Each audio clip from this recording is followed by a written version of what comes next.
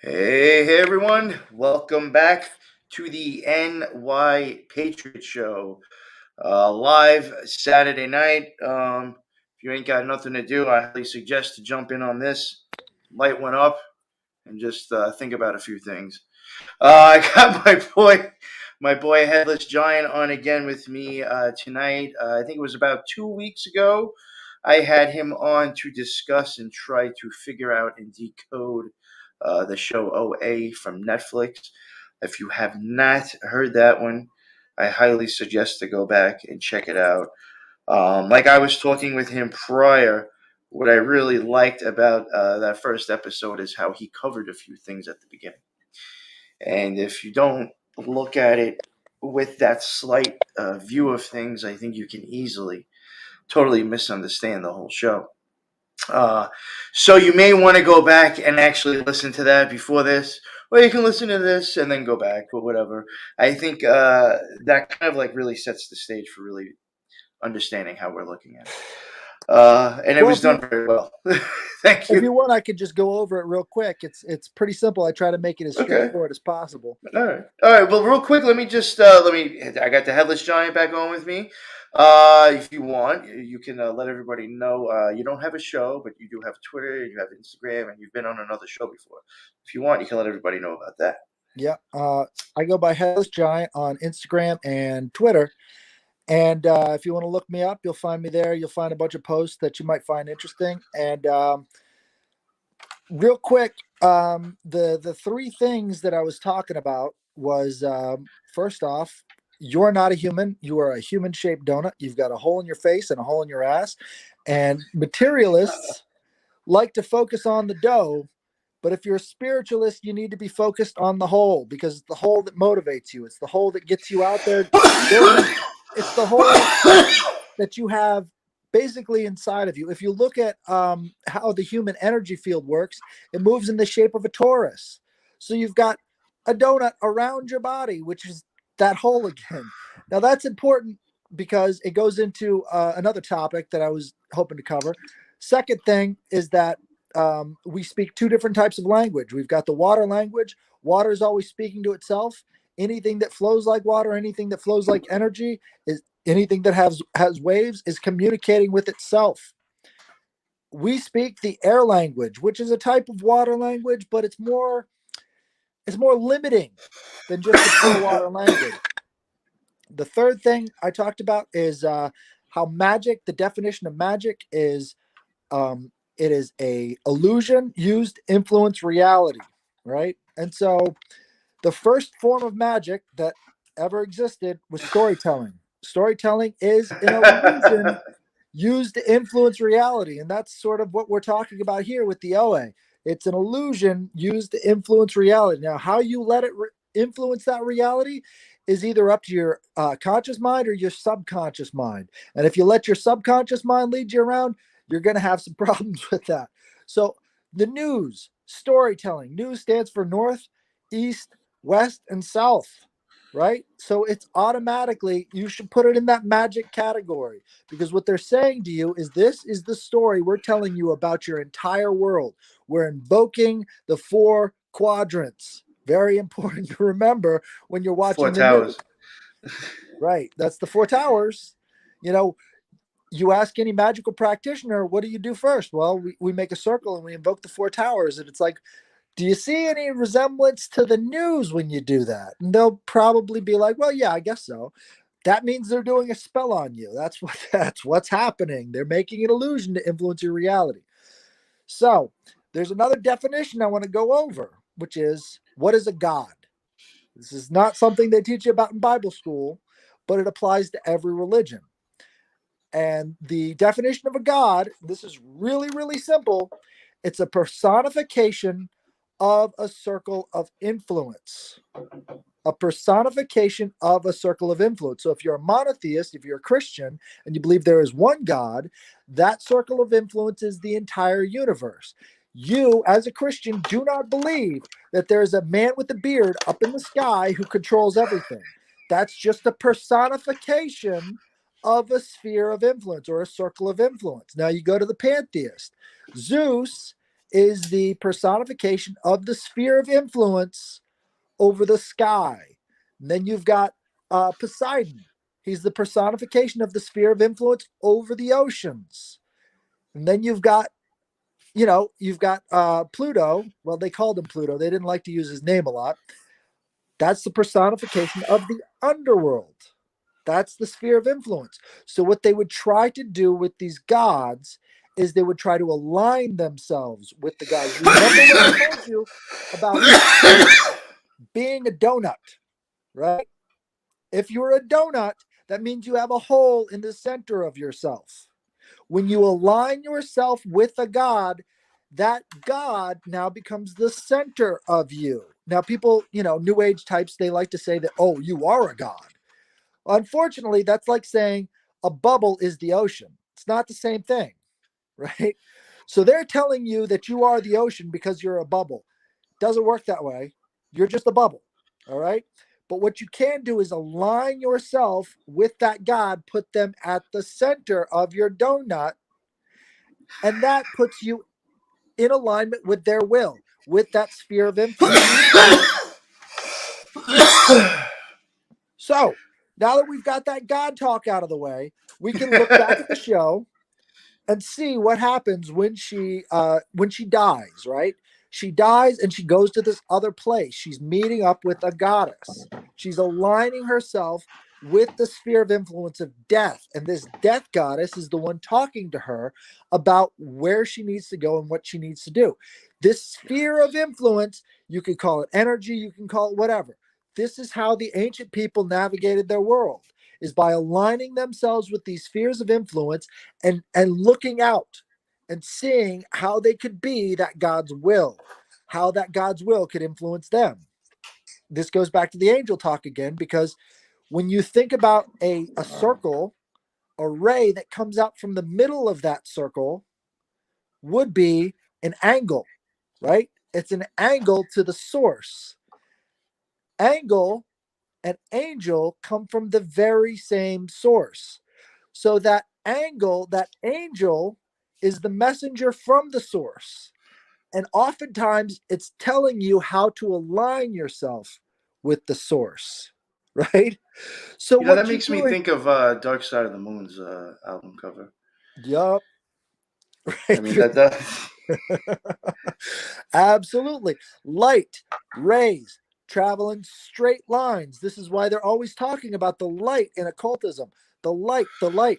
You talk about Phanes, the Greek god of light. He's also Eros, which is also magnetism, right? So you've got light, magnetism, rays. The word angel was changed because of the Angli, which is the northern German people who later called themselves the Anglo-Saxons, later becoming England.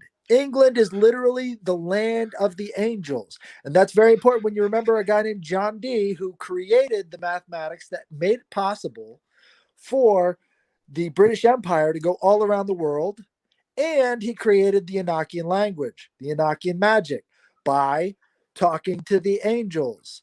You're starting to see a pattern here. Now, when the angels get cut off from the source, they become fallen angels, fallen angles. Right. So once we've got this sphere of influence sending out its messengers, which are angles that align you more with the source, with their stories being the first magic, you can start to see the energy of the universe itself. But without that understanding, you're groping around in the dark. All religions kind of keep this to themselves. All these magical societies and everything else will not put this in very plain English for you. They will keep you on the hook over and over again, feeding you little tidbits of information so that you can get to a place where they can fully control you and your understanding of gods and the world around you. This you is know what what your show I is all fi- about. I think I was like saying it to you before, and like I really even think like what you're even saying with like telling stories. It's like kind of like wild when you think about it. It's like if I guess it now this is something you even have to think about too. I guess it may only work because of the way you've been told language is. But once you have been like learned what I guess words are and what they supposedly mean, once you have that structure in your mind, somebody can just like say something, a vibration in the air goes up, gets picked into your, your head.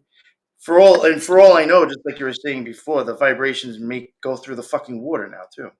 In your brain, but like literally it's coming from like something from the air, then going to water in vibrations to the brain. Like that really is kind of like It really is. science Once in you itself. It's simplify like it, you know how to use it so well you can paint pictures in people's minds just from the sounds coming out of your mouth. absolutely. Guided meditations, for example. Your mind is the canvas that a guided meditation is being painted on, right? And the idea is that the water inside of your mind is speaking to itself. Now, there's water inside of everyone's mind. So, what we're trying to do, what we're attempting to do, is to get back to that blue language or the language before the Tower of Babel, as they talk about in the Bible. Like the blue language, I'm sorry, it's the green language. That's the one that they used back then. And what the occultists call the language we're using now, the red language, because it's colored in blood. We have wars over this language. Before, there weren't wars over the language because everyone could speak to each other's water. There couldn't be misunderstandings the way there are now because it was a far more cohesive society. They would be able to talk with each other's water directly without having misunderstandings, without being manipulated, because you could feel what they're thinking. You could feel what the other person's thinking. That's a different form of language altogether, right? Getting back to that point, I think is a task that maybe we should be thinking about. But again, you know, I don't think we should obsess over it. The people in charge now are obsessed with taking us back to the golden age. All these ages back in time. The golden age was when man walked with the gods, and they think transhumanism, making themselves into these gods, is how they get back to that. That obsession is what led us here to this complete destruction and perversion of society that we're in now. It's this occult obsession with the golden age. And anyways, back to the OA. So I believe it's when what's his name? Bart is in the tank. I think that's where we left it. Bart is in the tank, and then all of a sudden he realizes he's in this facility, and OA had told him that he needed to find the closest animal and shove it inside of his mouth and eat it. Right? Now this is interesting because he thinks he's on an astral plane because that's where OA was. And OA being in the astral plane, the bird that she ate from the water gave her a deeper understanding of herself. Well, it turns out that this whooshing into another plane of existence wasn't just immaterial. He whooshed to a place that was material. So you've got the boundary between the astral plane, the world of potentials, and the world of realities, right? He whooshed to another reality. She whooshed to a place that was more astral, that was more potentialities, more eternal, right? She ate the ambrosia. He ate a fish, right? Ambrosia. Let's talk about that word real quick. I like this word. I looked it up. I'm like, well, what is ambrosia? What is it that these gods are eating, right? And it turns out the word ambrosia just means not mortal, not mortal. So the word isn't like some sort of strange food. What they're talking about is immortality, something that is not mortal. That's what the gods eat, is whatever this thing is that is not mortal, right? That's what she was partaking of in the astral plane. She was taking part in I guess you would call it a covenant, or a, what's it called when you do mass and you take the bread, the body, Oh, and okay. I know what's what you're that talking called? about. Communion. Communion. She was communing with something that was not mortal. So that bird that she ate, that was some symbol of something not being mortal. What he ate was a fish from a mental institution, right? That was, I mean, when you put it that way, it kind of makes sense. The whole, you're partaking in the body and blood of Christ, right? Something immortal. You're eating the ambrosia, right? This is how you take the spirit into yourself. But for some people, it's just a cracker and wine. For other people, it really is that immortal thing. It's the ambrosia, right? Some people, it's a cake of light. Well, yeah, we could go into that too. Nah. But yeah, the energy's still there. It's the same idea. It's the concept of this taking within yourself something that is not mortal. And this is how the demigods became immortal. But the gods are constantly eating ambrosia. This is how they stay gods, is because they partake in something that is not mortal, Mm-hmm. right? Going back to the idea of the angel, she calls herself the original angel, which, if you look up at the sky, these sky beings or stars, if you look in the Bible, talking about an angel and talking about a star are basically the same thing, because in the Hebrew, they are basically the same thing. The original angle, the original angel in the sky is the North Star. Everything else circles around it. Everything else is part of that sphere of influence. All the 12 signs of the zodiac go around that North Star as the earth is turning, or whatever this place is. That one point doesn't change positions. Original angle. Once you see that, then you can't see angels the same way again, because it is astrotheological. This is the connection between astrotheology and these stories that are being told about them, right? Oh, there So, was something. We got Eric. There was something I wanted to say. Fuck, I think I forgot already.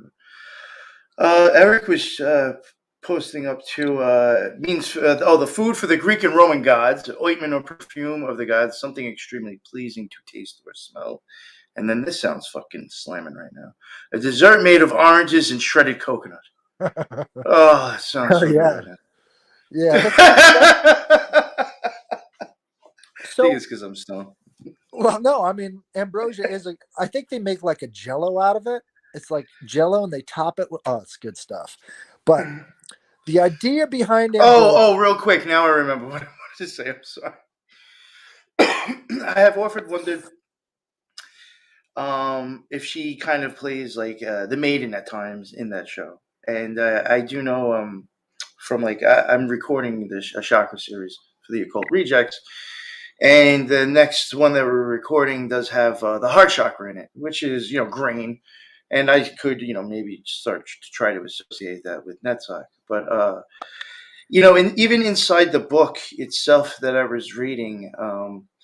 It even said in the chapter that, like, at some point, to go past this sphere, in their opinion, to start moving up, your love for tangible things and more spiritual things will have to switch.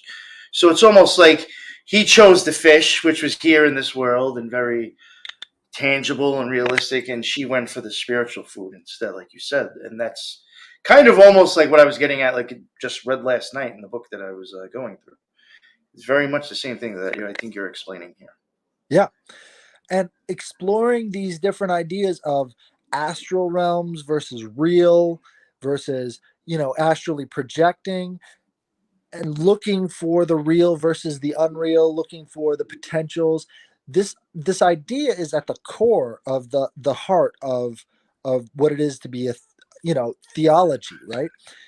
If gods are eating immortality, then they want worship for us, because we're creating immortal stories for them to feast on, right? Because it's our deeds, especially in the Greek, right? We're glory factories for the gods. The more glory we give and the more adventures we go on, this is why you've got characters like Alexander the Great, right? Creating these cities, creating this glory for himself and for his family and for future generations and for the gods, right? You're called to glory. That's what it says in the Bible. What does that mean? You've got to bring these events that you do here into the future with these stories of greatness.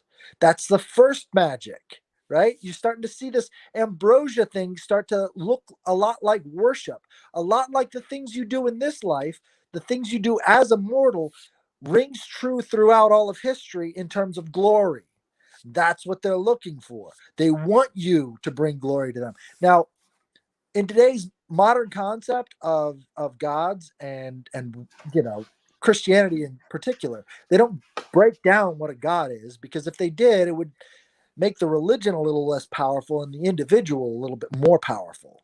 But once you talk about these things and you move into that sphere, you understand a little bit more about Gnosticism. Gnosticism talks about how the archons are feeding off of us. Well, you could say that, or you could say you're a glory factory and you're supposed to be producing glory for them because you're immortal. They're immortal. They're a sphere beyond us. So that's why you should do these things. This is what, right? They talk about it as a soul trap, and we talk about it as if, what we do brings glory to God. You see what I'm There, saying? there was something I Same actually want to concept. ask. I want to ask, and I've started to think about this in other ways. And unfortunately, like I'm not saying like don't go out and like I guess see a band that you like, because this is like almost going to be like almost impossible probably for this in the reality that we're in to totally avoid.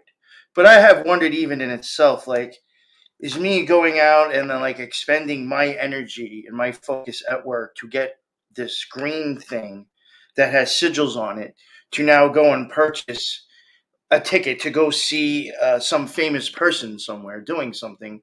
Is that almost like my exchange of energy now going to them and feeding them? It absolutely is. Look, back to the sphere or the circle of influence, right? Do you know where your circle of influence stops? uh, Can you measure it? Really, Not it really, it right? could get pretty big Right. So or very think about small. It that movie. depends. You remember that movie, Do Good, Three Good Deeds, and then they Yes, pass yeah, it on, right? yes. One person's circle of influence can move over the entire planet just by passing on these good deeds, right? So you can never really tell where the boundary of your circle of influence is if you live in a society with lots of people. You can really tell if you're in a tribe where your circle of influence ends, right? But the larger society, the less you know that boundary of the circle of influence. Now think about a famous person. That's as close as you can get to a god, right? It's to Because that some circle people, of yeah. influence just keeps on going over and over again with all that mass media projection. This explains why they're so into these ancient religions, is because these ancient religions kind of explain that better than what we have today. This is why they're into Donating to symbolism. politicians is definitely like people handing money over to gods now. Boom. Yes. There you go. And so now you understand why they put gods on the Capitol, why they put the Washington Monument, a giant penis in the middle of the thing. They know what they're doing. You've not been told. All of this stuff is oral history. It's passed down from generation to generation and not written down in books for you to consume. It's for them. The ambrosia is for them because they believe they're making themselves into gods. When you understand what a god is, you can understand how that's happening right now. You can remove I your feel like energy that from was it. even I feel like that was even kind of in the beginning of Thor's Love and Thunder, actually. Like something to that extent was being shown, if I can I can remember see correctly. that. Like when the guy first started rebelling against the gods, I feel like what you're talking about is kind of being depicted there, if I remember it right. Very interesting. Let's Huh. think about the guy who hit Nancy Pelosi's husband. How You did he talked not get about that caught? before. How did he not get Thor. caught? You had the Right. hammer of Thor. Right. He had the hammer of Thor and he goes inside this place and he smacks this politician. Now let's go back to January 6th. Who's that Kernunos guy on the house floor? You understand? These gods are manifesting. You're seeing different people manifest these ancient religious symbols. And the reason that's happening is because we never got away from it. They eat ambrosia. All right. These energy patterns are being manifest right now. We can't see it because we've been taught to be materialists. That's not helping anybody. We've got to keep our eye on the eternal. That's what it says in the Bible, but nobody knows how. Right? I agree. So let's go into a little bit more detail. So after he gets done eating this fish, he's like, well, nothing happened. Right. He doesn't have a map, right? The person with the map is Owe. She knows that these motions are the way out. These movements are the way out. You look back at the holy men throughout the ages. They always know basically the direction to go, but they don't necessarily know all the steps to get there, right? That's very important because that's how the story is written. You know the direction, you might not know all the steps.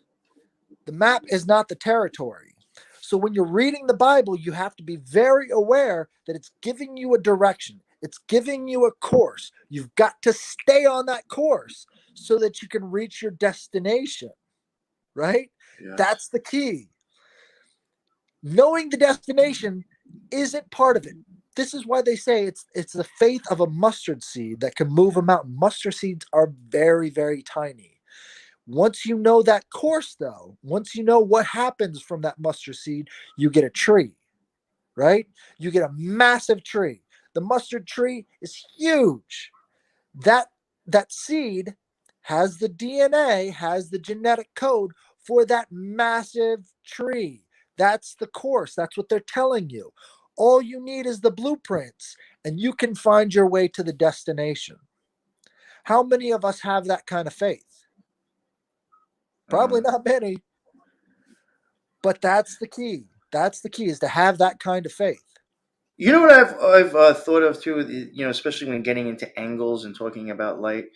You mentioning the roadmap. Have you ever I've often thought and I think this is where sometimes like the triangle might come into place, and the thing with the cube and the cross and all that crap. But I've wondered, is it kind of just let's say you had like a sphere inside of a cube, and somehow I guess you arced out of it, or just shot a light out, and now you're gonna travel around just through bouncing off walls and angles to get to where you want to go inside that space. Well, it's going to And is there create a new certain figure. roadmaps to doing that? You know what I'm saying? It's going to create a new figure. Every time the light travels and bounces, it creates a new figure and gives you a different idea of the thing that's being produced. But you can never know from the ray exactly how it's going to work out until it's completed. Think about what's it called? Not a rotoscope. You remember those old circle things that you would use to draw the circle, and it would create this whole big thing just by following the pen around Yes. this wheel, right? What you're seeing there is the sacred geometry starting to form itself. The sacred geometry is very important, like the platonic solids. Those are what the gods eat, right? Because they're immortal geometric patterns, which brings us into the numbers behind the letters, which brings us to gematria. These eternal things that the gods eat are what we're trying to say with our words, right? We don't necessarily know exactly how those things are going to play out, but we do know that there is some sort of underlying pattern between us and the eternal. And having that basis should be enough to put wind in your sails and keep you moving forward on that trajectory, right? Now, again, once she realized that she's the original angle, there isn't anything in the world that could stop her, because there wasn't anything between her and the eternal. She knew that it was there and there was no way to stop it, right? Cap, on the other hand, is completely faithless. No faith whatsoever. All he knows is science and the dough, right? Which is funny because he becomes the way that they get the fifth sign, the fifth movement, right? Without Cap, they would have never got there. I did find that funny. I was like the one dude I never would have counted on to really help with anything. Right.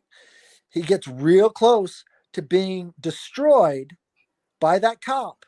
And then all of a sudden, he has something to offer that cop. We can heal your wife, who is on her deathbed, basically. And in doing that motion, it shows that you don't need to know where you're going. It's going to be shown to you. And you look at stuff like alchemy. They say you have to follow in the footsteps of nature. What they're saying is you have to have faith that there is something eternal behind all objects, behind all things. You have to know that. And the way you get there is by following in the footsteps of the natural world, the thing that is manifest around you, which is something like there's a difference between the metaphysical, which is more about Christianity, and the natural, right? The metaphysical talks about the supernatural, which is all in the mind, right? It's all higher concepts. And then you've got pre-Christian religions, which is all about following nature, following, the nymphs and the gods and all the rest of these spheres of influence that you follow to a more enlightened path. Now, once Christianity kind of cut that off, it becomes really hard because you have to find in the book all the ways to go forward. If you don't understand the language and what they're trying to say in the book, how can you really follow it mentally? How can you really follow it using faith? You're kind of screwed at that point. You're just kind of hanging out and you're going to church because that's what other people around you do. And, the body and blood of Christ are just a cracker and a piece of wine, a drink of wine. So you have to understand that the metaphysical is in everything, If God is omnipresent, it's in everything. And you can find that bit of faith you need to follow that path forward. If you're a Christian, you got to believe that because God is all powerful. The only way he can be all powerful is if he's in everything.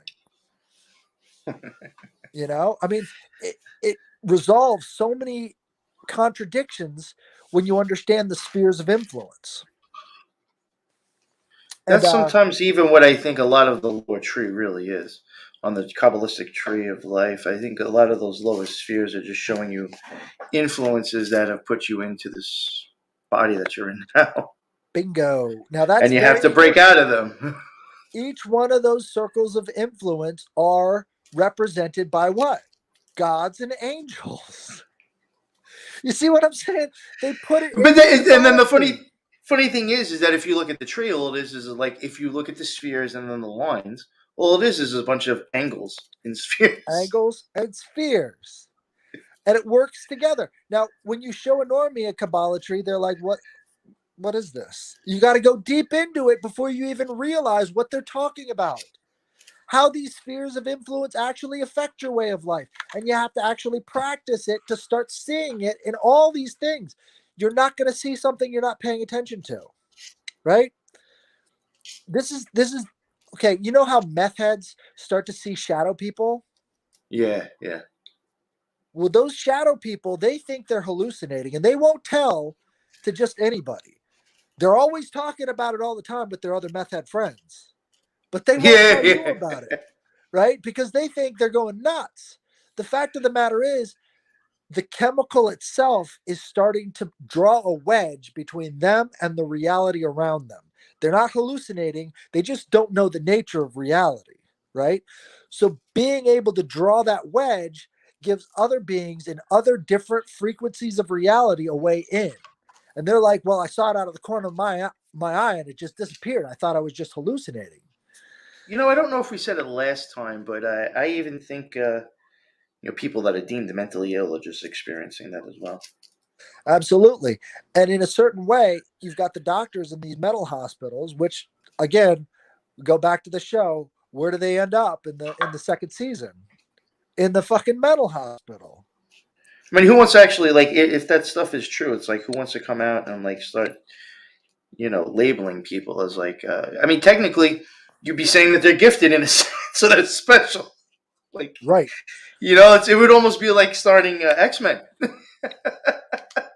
A little bit. I mean, you got to understand that people who had the predilection to start seeing beyond just the basic material of reality were considered holy people in earlier days, and now they're considered crazy people. Well, that means that the negative hallucinations that these guys are experiencing and the doctors that are working at these mental hospitals are basically playing for the same team. You look at that as an example of what happens in institutions all across the board, and you understand why we got here as a society, And right? you know what I thought was actually really interesting, and going back into the show, still they end up in a mental institution. And I was like, like how perfect is that too? Because like you would put them there, and if they were to talk about their experiences, nah, you're crazy. Right.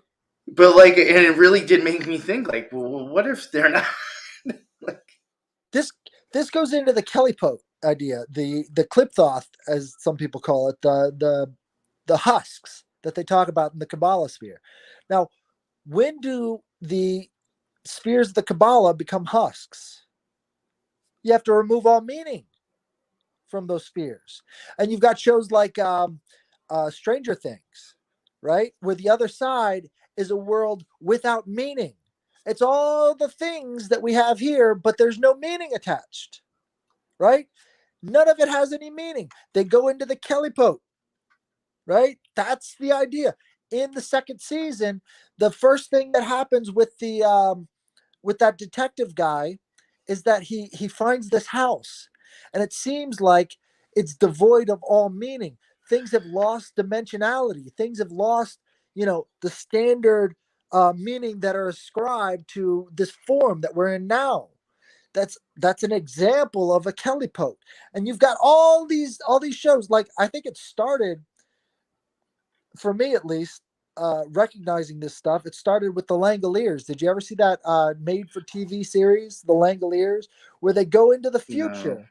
There's that's based nobody off of there. Stephen King, right? That's right, right. Okay. So they go into the future. There's nobody there, or no, they end up in the past, right? In the past, these other realities are being eaten by the Langoliers, right?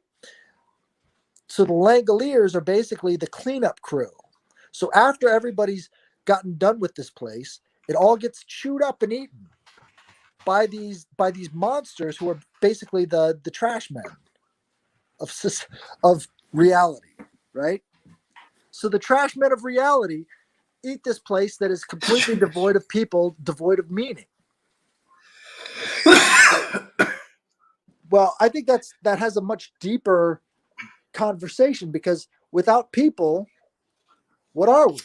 You know, as a society, we have to have these people around us so that we can feel meaning in our Well, lives. yeah, you know what? If you want to get real deep with that stuff, I had this guy Lee from Into Guardians on my show, and he did mention something, and then like if you really think about it, I mean, like this like blew my mind. Like if you didn't have any impressions of anything or idea of anything, you wouldn't even have anything to like.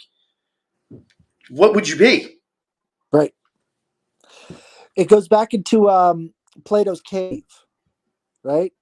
So in Plato's cave, he wasn't talking about being separate from reality. He was talking about what we're in now.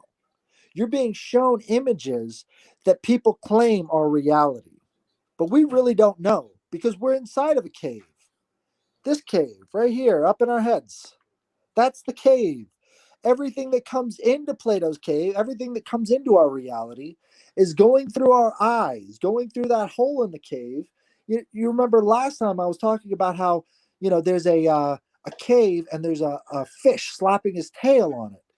Our tongues, we are the cave. We are the cave. So we communicate to each other as if we are caves, as if we are separate, but we're really not separate. We're all made of water. We're all made of this other substance, right? The idea there is that if you can remove meaning from a person's life, you thrust them into the Kelly Pope. So I said before, isn't it funny how the word whole and the word, like the whole thing, sound exactly alike in the English language? Whether it's a zero, which is the whole, or a one, which is the whole, it's on the same spectrum of reality. You get what I'm saying? So the thought that we exist separately is where we get this concept of the cave, right? And the way that we're maligned by other people for not seeing the same thing that's being shown in the shadows on this cave is where we are as a society. This is what blocks us off from having a deeper realization of our own cave. You know what? Real quick, I just want to ask you this before we keep going because I don't want to forget. H.P. Lovecraft. Do you think like unwrap, maybe erasing those impressions of self, could that become like the chaos of like in the waters as well? There we go. because H.P. Lovecraft, I think he was exposed to these concepts, and to him, it was terrifying. That's It what I'm came, getting at. Like, yeah, because when you start removing those impressions itself, could it get a little terrifying at first? right. You know what I'm saying? Well, you go back to the original, like the Enuma Elish, which was the the basis for the Genesis story in the Bible, right? They talk about this ocean of chaos, this watery darkness, right? And for some people, that formlessness is completely terrifying. Could you imagine being lost in the middle of the ocean in the middle of the night? Nothing would be more, frightening than that, I think. I mean, It's could you well, if you imagine? can't see, Right, you can't see anything and you're drowning. But at the same time, you're made of that same stuff. There is no difference between you and that ocean, right? So the more you fight against formlessness, the worse it gets for you. But the more you accept the formlessness and you accept the chaos within yourself and understand that it has to be surfed, you have to surf that wave of chaos and you have to find that balance within yourself. That's when you can really start to understand there is no existential dread. It's all the same thing, right? Fighting against it is how you get the ancient ones coming back to destroy reality. Accepting it is how you can come to peace with it. And that's basically all you can do. Now, once you're in that Kelly Pote state and all meaning has been removed from your life, you've got two different directions you can go. You can either become a destructive force of nature that's going to destroy everything around you, or you say, this is where I've been before. I've been here before. I'll be here again. These things are not foreign to me. This is part of who I am. This has always been part of who I am. I'm supposed to be here and I can make my way out of it. That's the big that's the big challenge. It's all perspective. yeah, I know. Even me and Lux have said that there's a. Well, he had said it. It was probably like the best way. Sometimes with magical experiences, I guess it's like almost as if like you felt like you were home. Like it's like you were somewhere that it was like, wait, I know this, Yep, but somehow forgot. It's like really absolutely. weird. It's really weird. It's really fucking weird. But I know what you're saying with that. It's like, That sense of familiarity is something that is timeless. Once you reach that point, again, crossing that abyss, it's a timeless familiarity and it's in you all the time. And when we lose sight of that, that's when things become tragic. I think that's what uh, Buddha was trying to say. It's the desire that makes us separate from the whole of reality. It's the whole inside of us that makes us not see the whole of reality. and real quick, I do want to mention. Eric in the chat did mention the law of the trapezoid. We're maybe kind of talking about that a little bit, just something along those lines. And he says the obtuse angles are magically harmful to those unaware of this property. The same angles are beneficial, stimulating, and energizing to those who are magically sensitive to them. I just Right. wanted to add that.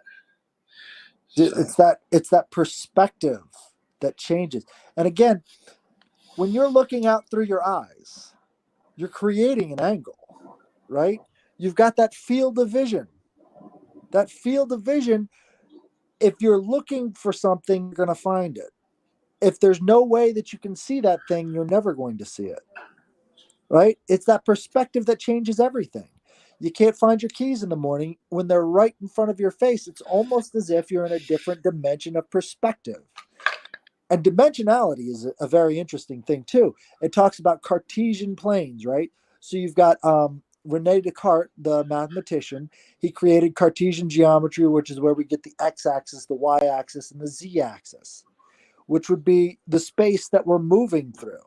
He was like the first inventor of this matrix. you know what I've thought about before, and I want to ask you now, because we kind of just touched on it a little bit. You're talking about like rabbit ears. Before. I don't know if you mentioned rabbit ears before.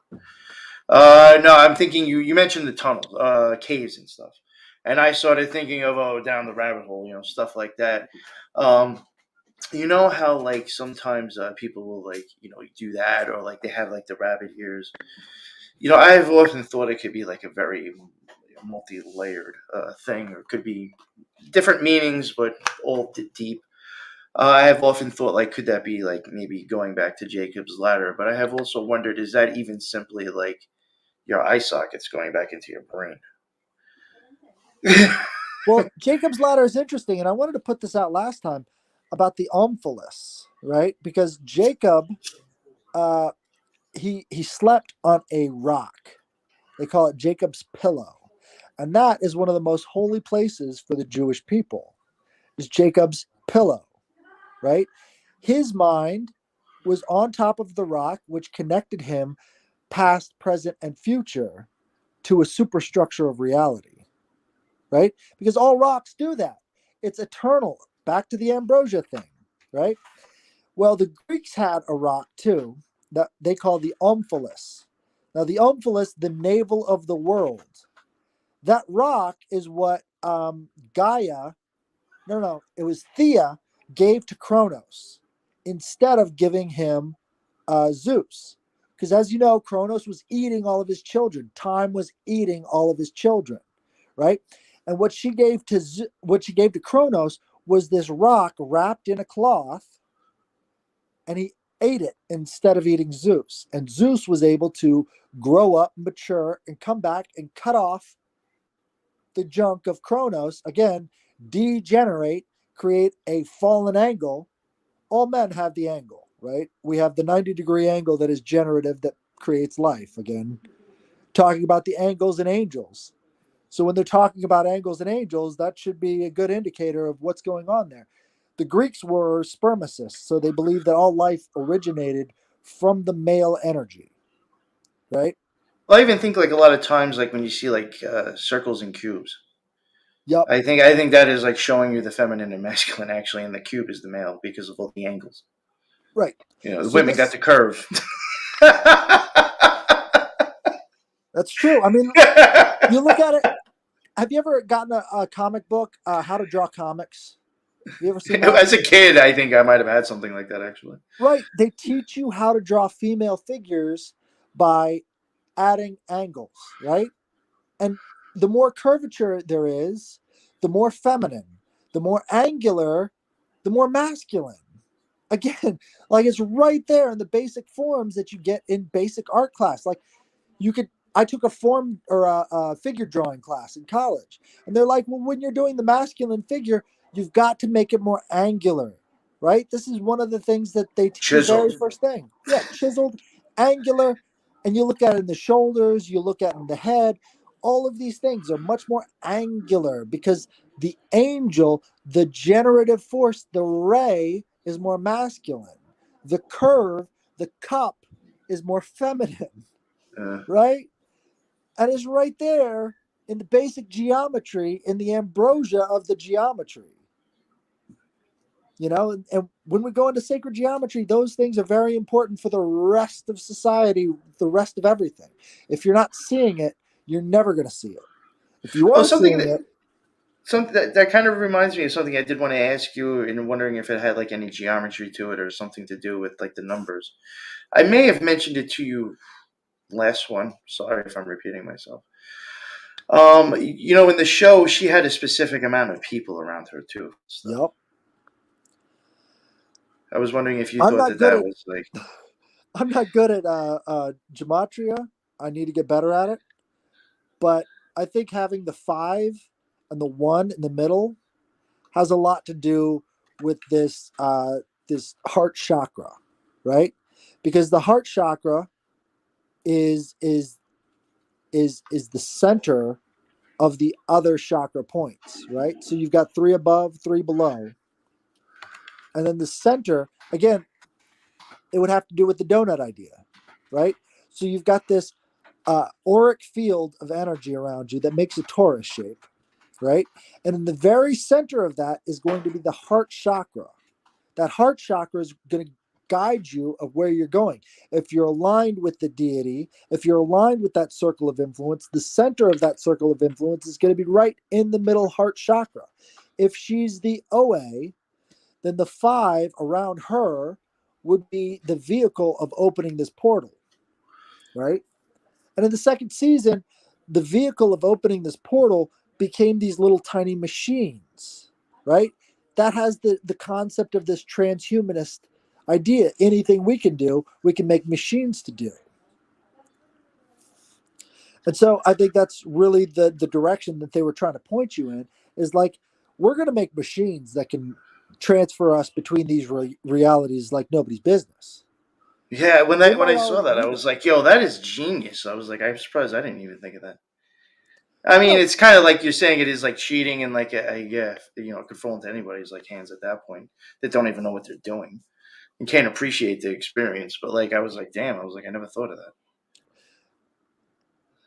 I think technology represents the loss of wisdom, right? So Yeah. as we Well, become there's something behind actually having the experience and knowing why you're learning that stuff. absolutely, the learned knowledge is the point where a human stops being a machine, right? But if you've got none of that learned knowledge, then you're just a wet automaton, right? You're just doing rote information, which is, what we're learning in public schools. It's all memorization. There's no theory behind it. We can't understand how ancient man was taught these things. They would teach these things to people by looking up at the sky and making references to the sky, and becoming familiar with the angels. The angels would bring knowledge to humanity. So, if you're talking about the book of Enoch, he talks about how the fallen angels brought metallurgy to mankind.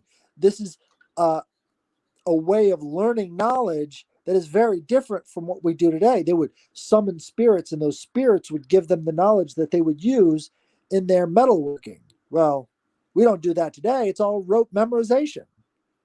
Somebody's doing it. Somebody's keeping the old ways alive because we keep progressing. So all that knowledge, all those rays of light that they talk about in occult literature, the 7 rays of light, all the rest of the stuff, that's all being lost to us. You know, we don't have access to that. And even the people who talk about this stuff, they don't have any deeper conception of how it actually applies. Once you apply it the way, in simple language, everybody can understand it. When you come up to an occultist, you've got two different types. Like the J.K. Rowling type says that magic is passed on through the genes. Sounds very eugenics based, right? And then you've got other wise men who say anybody can learn this stuff. This is simple stuff. You just have to set your mind to it and keep working in that direction. And they don't tell you how to do it, but they want you to have the learned experience along the pathway.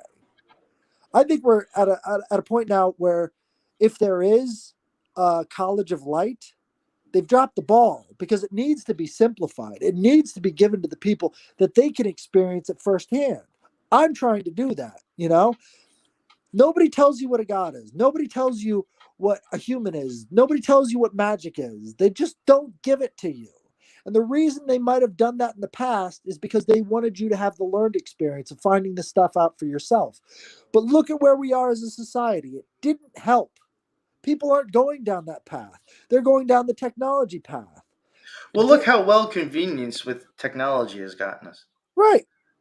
We've It's lost all really more of a wisdom. shit show. We've lost all wisdom. So it's time to open the vaults. I mean, even think go back like when we were kids. Like if we wanted to like get into something or learn something, we like got on our bikes and went down to the library. Asked our parents to take us down to the library. We got a book. We took it out. We read it. It was a quest. Now it's just like, oh, a meme just told me a whole book. It was a quest. If we look at story structure, right? If you look at the Hero of a Thousand Faces, right? He talks about story structure, how every story has a beginning, middle, and end, and then every beginning, middle, and end has a call to action. You enter into the unknown, you come back out of the unknown a different person, and that's the conclusion of the story, right? It's almost like you're entering Plato's cave at the beginning. And every story has that structure. Anytime you tell a story, it has that structure. That's the ancient magic that gets people to connect with an idea. Even in a simple sentence, you can make a whole story, right? Because it has those elements in it. We have to have verbs that move us from one section of reality to another section of reality. These are the basic processes that we that we go from point A to point B. And it's so universal. That's why I say storytelling is the first magic, because it's in everything. And once you understand that story structure, it starts to change the nature of reality around you. You can start to see where things are going just by knowing the basic story structure, right? So, where was I going with this? So, Oh, I want to ask you real quick too. yeah, Sorry to take off the. You were going somewhere. I just don't want to forget to ask you.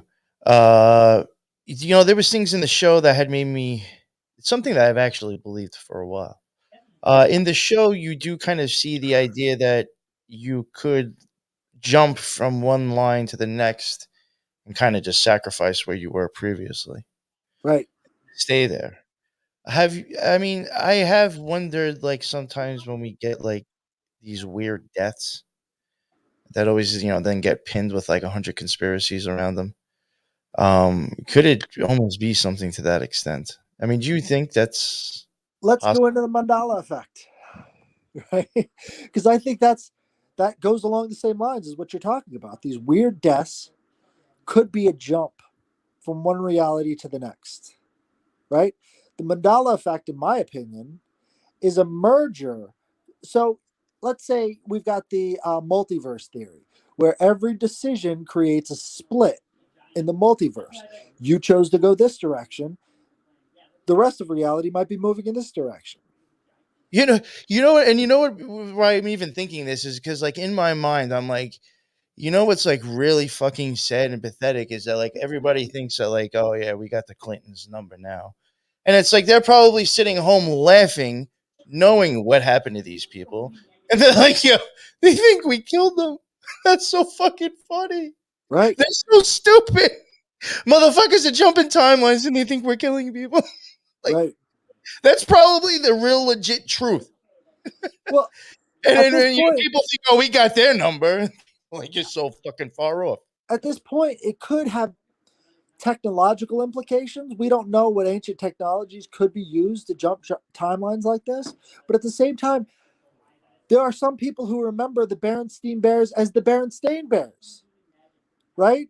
There are some people who might remember Curious George as not having a tail. It's not everybody. The Berenstein Bears ones, that screwed me up for sure. Oh, it's worse. It's worse. You know the one That, that that, gets me. that and even Star Wars and Forrest Gump screwed me up too. You know the one that gets me even worse than that. What? The lion shall lay down with the lamb. Do you remember that verse from the Bible? No. Okay, well, if you went to Bible school, you always learned it. The lion shall lay down with the lamb. You go back to the New King James Version, and what they say now is the lion or the wolf shall lay with the lamb. It's never been that. But somehow, somewhere along the lines, it became the wolf. And that's very interesting too, because the Muslims, all of the imams, all of the holy people always had to memorize every word of the book, every word of the Quran. And the reason they did that is because they've got the belief in the jinn. And the jinn would be able to change things in the past, present, and future. This is what the Muslims believe. The jinn is an older concept than the Muslim faith, or maybe the Muslim faith was folded in on top of it. We don't really know, right? Again, it's a lot easier to fold these realities in on themselves because they're separated in culture. Once you've got mass media consumption, then everybody remembers things differently because you could fold these realities in and then people will be like, no, this is not the way I heard it. So these imams would have to memorize the entire book and they would have to discuss it with other imams so that the jinn could not change the words in their book. Are we doing that? Are Christians doing that? Are they memorizing every word of the Bible? No. Well, what happens if you don't? Some other force from outside of this reality can come in and change it. They can fold another reality in on top of it. You think it's possible to like take that energy and like suck somebody out of their head and put that in there instead? Well, that's what demon possession is, right? They Yeah. suck the guy out. They suck him out of this reality. Who knows? They might be in a different reality. How Sometimes do I you know wonder when if like you're there's people walking around that are just like bodies used for shit like that, and that's why one person can seem so off like at times. the New Age movement talks about walk-ins. Well, what if those are walk-ins from a different dimension? They like to talk about star systems, and these star seeds are a walk-in in a empty vessel. And it's like, what if they're lying? What if it has nothing to do with distant star systems? What if that's their cover story? Because that's what people see in the sky now. They see these UFOs instead of fairies and all these other woodland creatures that they used to see, right? Our perceptions of reality could be changing the nature of these different energies that are entering our reality. It's Yeah. the observer effect, right? And when you've got high energy bodies like plasma, I think the observer effect has an even greater amount to do with that superposition, right? Because that's where the collapse of superposition occurs, is when we're looking at it, right? I mean, if we're talking about We've been told for how long that a disc-looking thing in the sky is a possibly, fucking aliens from another planet. right. That will no longer like even ever question. For the most part, most people. And let's say the Babylon working was successful and it changed the nature of what we see in the sky from these old ways into the new ways, almost like this new eon that Crowley was talking about was him shifting our awareness from the ancient ways of seeing them into a new reality that he created with these different rituals. And the only way we see it as UFOs now, instead of seeing them as, leprechauns or seeing them as these other things, right? So the shift in perception, it seems like total crap to a materialist, but to a spiritualist, they understand that that is everything.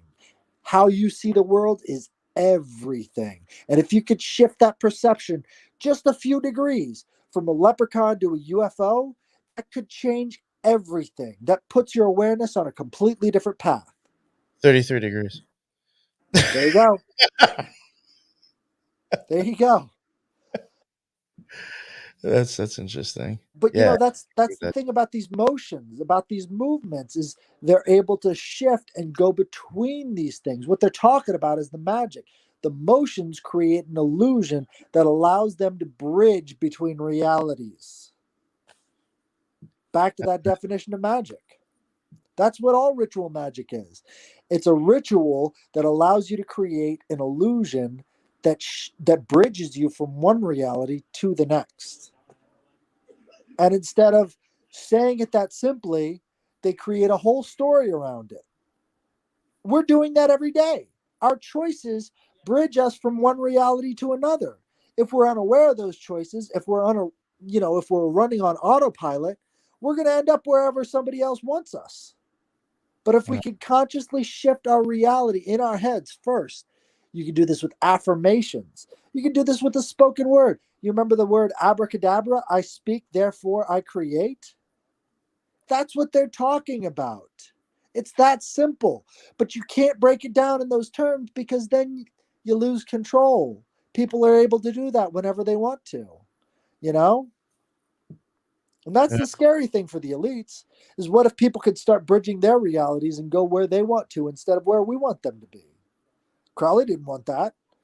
He had to put it in flowery language. He had to talk Yeah. about the Babylon working, all these other things as these massive, shifting of the eons. Well, you know what? That's as easy as telling yourself that you feel better and then feeling it. That's the basis for all of it. The placebo effect, the nocebo effect. You've got to have a certain societal nocebo so that the elites can have their placebo. That's the universal medicine. Placebo effect is the universal medicine. Let's face it. That's I couldn't. I never got into it, and I did want to try to spend the time, but I also do think when I noticed it more when they showed the robots.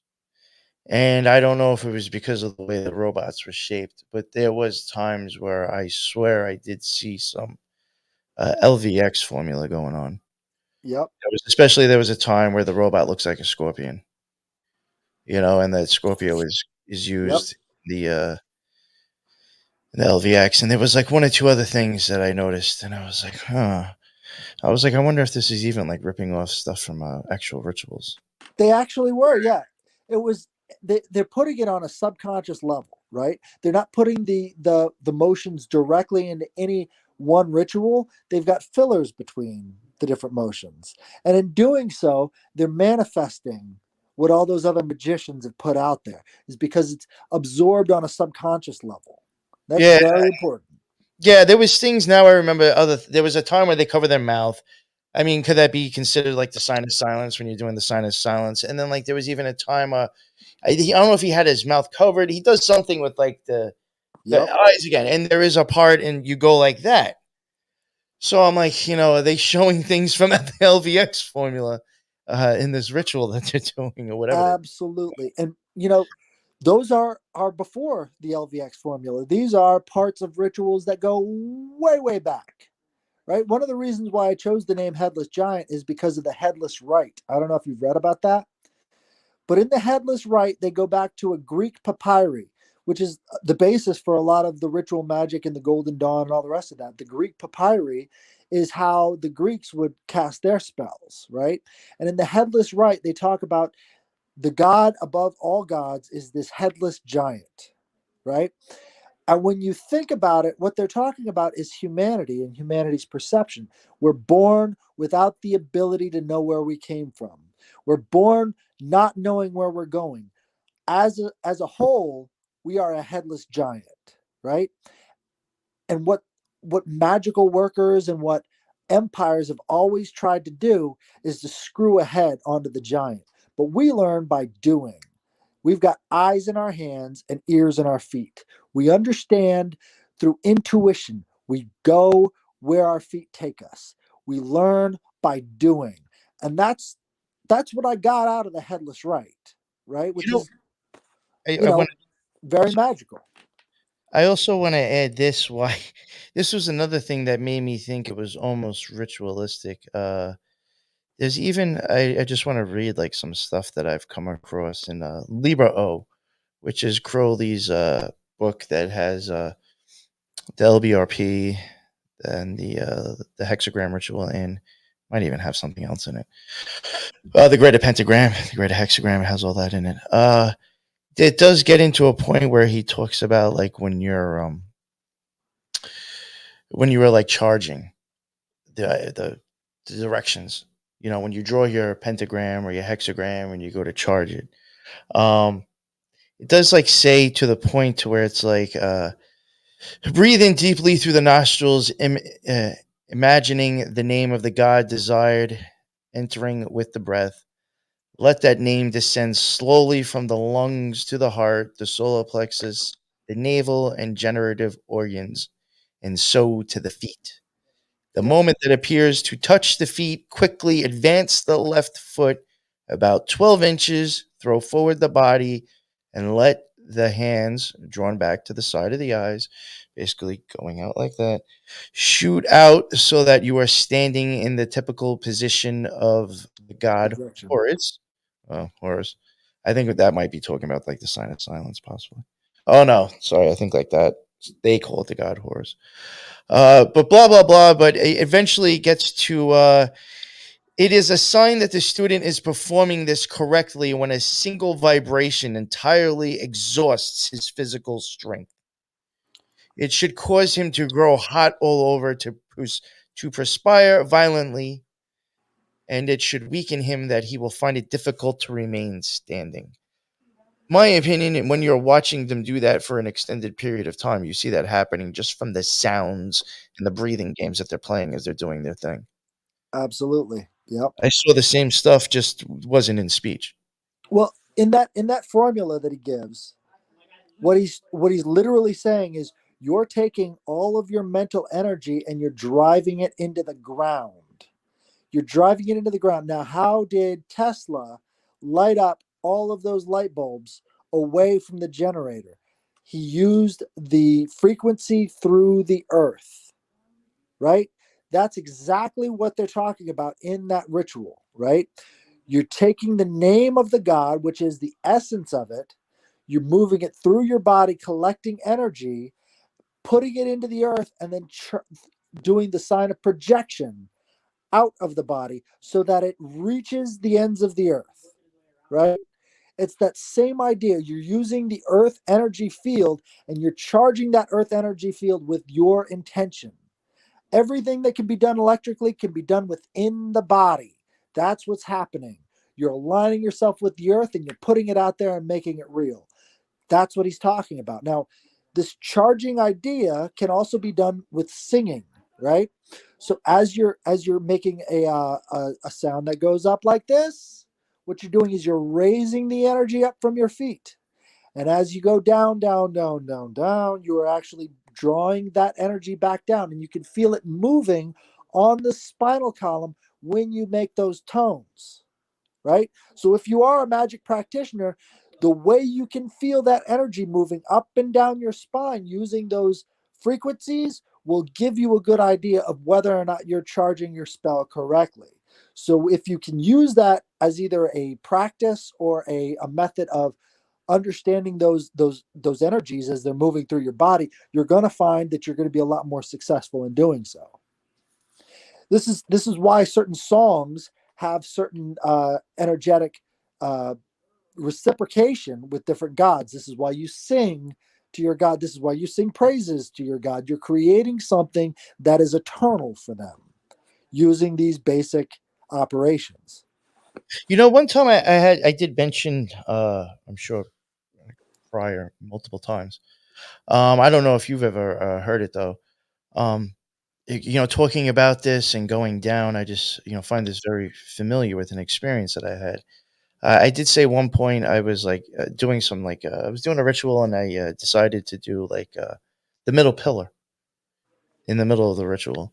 To go into like a kind of like a pre-meditation into meditation, Yeah. and that does go from the top down. And I said that during the experience, when I got down to the bottom, it was almost like one of those things at the carnival where you hit it and it shoots back up and hits the bell. I was like, it was like Ding, ding, ding.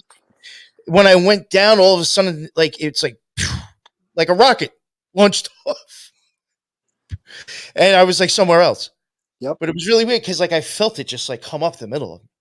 Right. Well, I think everybody's experienced the goosebumps when you hear a song that really resonates with you, Oh yeah, yeah, right. right? That's the energy moving over the top of the skin and through the body, right? There's something strange about hair. I haven't completely figured it out yet, but there's something strange about hair that acts as an antenna for our magical will. Oh, I think believe it or not, I really do question that because like I know a very basic form, but like if you kind of look at like how fiber optics and hair, like there is like a little bit of a Right.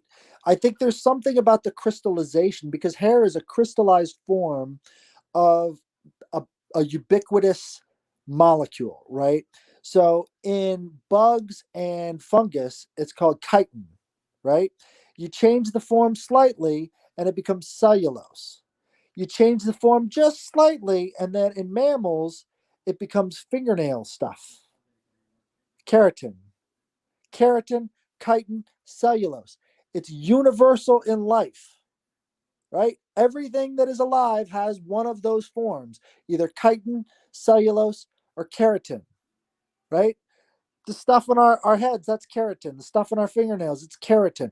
It's the crystallization of life. This is why you talk to voodoo practitioners. They talk about getting the hair from a person. It's the crystallization of their life. As they're moving through the life, this stuff is still growing even after you die. It's funny how like we can look at animals and accept their reason of hair and whiskers Right. for certain things to understand their surroundings and their Why does it senses. grow in We like can this? accept that, but not that it might do that with humans or used to either. At some Right. point. Right. But there's something about the hair. And I think if if there's any magical practitioner out there who's experienced with creating spells, what you need to do is you need to find a way to use will to actually imbue the crystallization process as it's growing out of your face, as it's growing out of your hair, because I think there's a lot of like whenever you talk about witches, the very first thing that always comes up is their hair. The hair has something to do with their magical powers. right? I think this is how you have people transforming into other beings, like lycanthropy and stuff like that. You're supposed to drink out of the footprint of a wolf on a full moon, and there has to be wolf hair in the footprint so you can transform into a wolf. There's something about the crystallization of this energy into keratin that has to do with this transformation. Now, being mammals, we have this keratin, but I think it's universal. They talk about the scales of the dragon. They talk about the scales of these magical lizards. These are very important things. It's all, in lizards, it's keratin too, but it's the same idea. I wonder if that goes back to like the lizard people. It could. I mean, I think that there's a certain type of electrical energy that is transferred through the hair that we don't really think or talk about. I gotta go listen to David Icke and see if he ever mentions keratin now. I don't think he does. Nobody does. I didn't know. Well, he mentions lizard people. I didn't know how closely related keratin and cellulose were, but it's the same substance with just a tiny molecule off. And we're talking about all life on the planet has either keratin, chitin, or cellulose. All of it. And then you're talking about bones and bone density. And, this again goes into this animal alchemy. You've got the three forms of alchemy. You've got animal alchemy, animal kingdom. You've got plant alchemy, and then you've got mineral alchemy, which would be, the with the metals and all the kingdom mineralia. It's all basically talking about these different things and how they apply in these different kingdoms, right? This is how the energy is condensed, and this is the vibration it's giving off. Once you get down to that level where you can understand the vibrations from the higher ideas of gods down to these different kingdoms, then you're working with gas. Then you're talking about real magic. Then you're talking about transferring energy on a completely different level. People have been doing this, they haven't told you about it. You have no way of getting there without the basics to get there. Again, the basics were never explained to you. Yes. But, that's where we're at. So that's what I want to leave people with is these basic definitions, I think, could take you down that rabbit hole, but you have to be willing to listen and have to be willing to resonate with these things. As you resonate with them, you're going to find more and more stuff that applies, because I think the feeling of being trapped is the most damaging feeling in the world. And that's what applies to every low point in someone's life. They feel trapped, One thing I want to ask you about the movie. I mean, unless you got to wrap it up. I mean, I'm No, not go ahead. right now either. I can go for at least another 20 minutes, if not more. In the movie, I look at it as it kind of like spinning I guess dressing up truth. Yep. And presenting it to people as fairy tales. But like, in your opinion, do you think like what I'm getting at is that I think this show is actually showing the public that people can actually come out of themselves, experience out of body experiences, possibly screw around, jump things. I do think that's all possible, actually.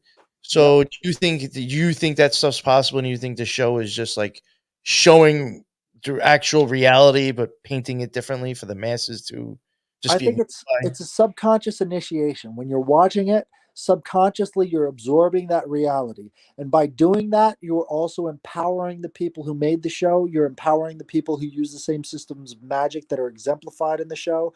Basically, this is how they're charging their spells. Is by you subconsciously absorbing this information and subconsciously believing that it's real. That's not necessarily a good or bad thing, right?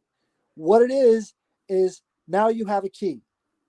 Are you going to use that key, or are you going to let somebody else use that key? That's what I think it's giving you. Is it's giving you that initiation.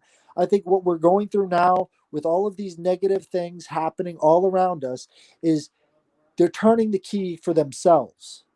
It's not for you, right? So all of these subconscious symbols that you've absorbed all this time, where do you draw the line between conspiracy and magic? I don't know. It's like the edge of your field. your field of energy. Where do you draw that line? Can you ever know? So what we're seeing now with all these disasters, all these train crashes, this is part of a ritual. They don't even know where the edge is, but they know what their intent is, and they don't care who they hurt to get there. So it's time for you to jump out of their reality. And we've got to do that one man to one man. It's not going to happen en masse. You've got to be able to realize that you can jump from this reality into a better one on your own terms. And once you start in that direction, that's when other people will see it. And you've got to explain it. Because again, you might not believe what I'm saying right now, but guess what? It's absorbed subconsciously. And I'm going to be able to use that because I need that power too. And you need that power. And we can all use that power. This is why they don't tell it to you outright. I think the initiation thing that you said, I've heard other people say that, and I've even kind of said that myself. I really do think that's like a really good point. And from my own experiences, and I guess this is like how I can see it happening to the public really easy, is that like even in for me going through initiations with the OTO. I think for the most part, and for most people, I don't think I'm alone with this that have done it. Especially if, well, I guess it's probably even worse for people that don't know what's coming. I pretty much knew almost what I was facing going into each one because there is books out there where you could find out. So like, not everything was totally off guard for me. I was like kind of like already like knowing I'm willing to do this. It's even I wouldn't have signed the paperwork probably to petition unless I already knew. Yep. So, but during those things, even when I knew what to expect, put it that way too. And I, even read the way that the altar is going to be set up and things that are going to be said. When you get into it, you're like, for me, I was like, what just happened? Yep. What's going to happen? Not much of like, well, all right, this is just where I am. You know what I'm saying? Like I was so all over the place that like by the end, like if you were to ask me, like took me out of the room and like, what does the inside of that look like? I'd probably get like fucking half of it wrong. Yep. Because I wasn't even paying attention to it. I was like so worried about like what's coming next that I was really never in the moment to actually look around and see everything. And I have often like thought like, is that what's, and the thing with also that I want to get mentioned is that like after you do these initiations, you can then go back and do as long as you've taken it.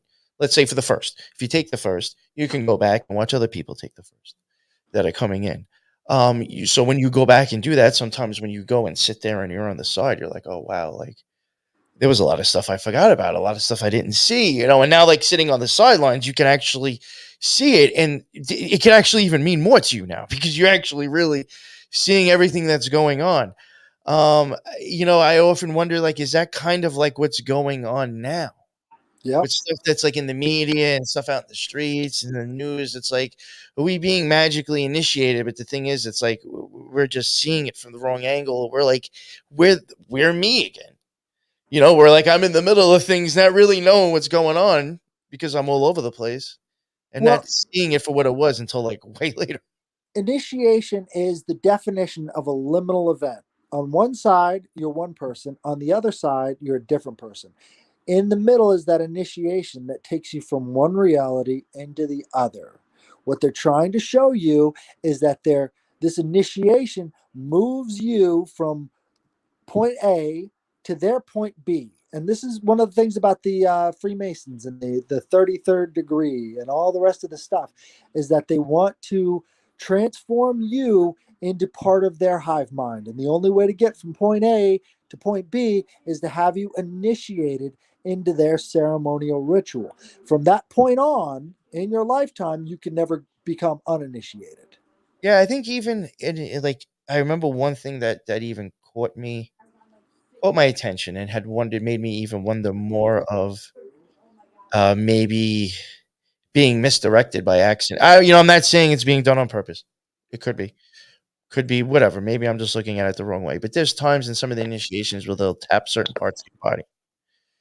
Later on, after you do initiations, they will do a class, and you can go and kind of somebody Normally, it should be somebody who actually was in the initiation, kind of giving like their little 2 cents on what they thought some of the things meant, or some ideas of like what did this mean at this point.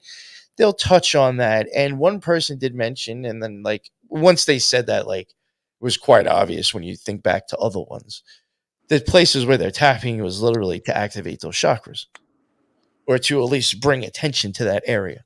Right. So I'm like, like you're telling me these other times you did that to me, you're turning and shutting shit off on me, and I didn't catch it right away. This is I'm just like, yeah, this is very important when it comes to Chinese healing, right?